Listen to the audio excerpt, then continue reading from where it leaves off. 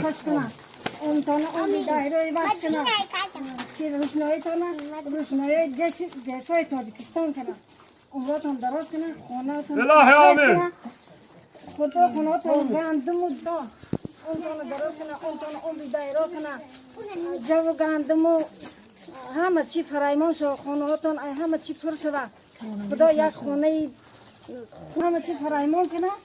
بچه‌دار دختردار آبادی تاجیکستان بتیه امین خدا همین دائما می خاله توی خاله جواب قاشا پر کند داماد و عروس الله اکبر.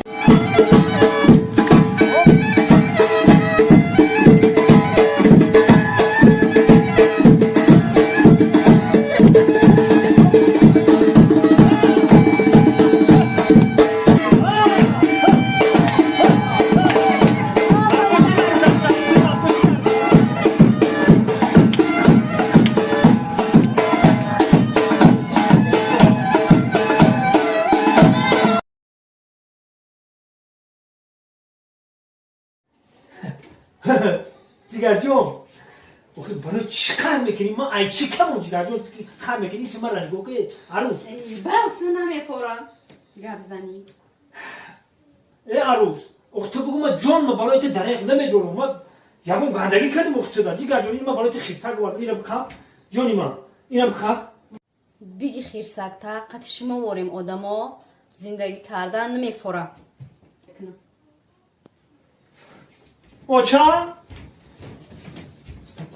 اوچا الا بچه بچم بیا جام چای بیا بو این کلن تبی بو ایش بی بو بدرو بو چه کده ای اوچا اوچا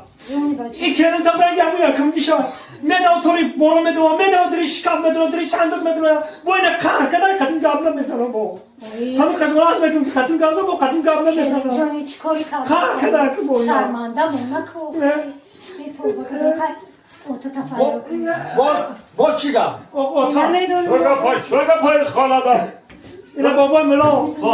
اینا خدا زنده شوی ولی تو شما مرا بو میگی که وینواتی اینا ایشم رنگ هم یکمش کدستا با پروبلم زندگی آخه تو چه بالا داری تا گرگشته دویم زلک شدید آخه بابا ملا ما چیکار کنم بخی اینا خود چه بپرس چه با کار کردن خود ما یکون کار نکنم دست شقبدگی نیست آخه ما جان گفتی یکمش گفتی که جین یار شده پاری یار شده برو مادر رفته آخه دویم شم چی بالا زده که با دویم شم پروبلم کدستی تو آخه خود چه بپرسین آخه ما حالی گفته که دست همین دختر نکپیدم خود چه پرسن اینا دخترم دخترم بای تقوی جان چه پروبلم داره تو ایقا چه پروبلم داره دخترم تقوی جان خدا دی آدمی با عقل اینه ما 3 روزه عروسکم علاکه گوش تمام شده آخه دخترم من این خانه را که نمیشناسم ما این خانه را من میشناسم فهمیدی دخترم حالا گوشت تمام شده میگه که قرض و قواله این کدگه که حالا این خانه دا نانم تمام شده بچه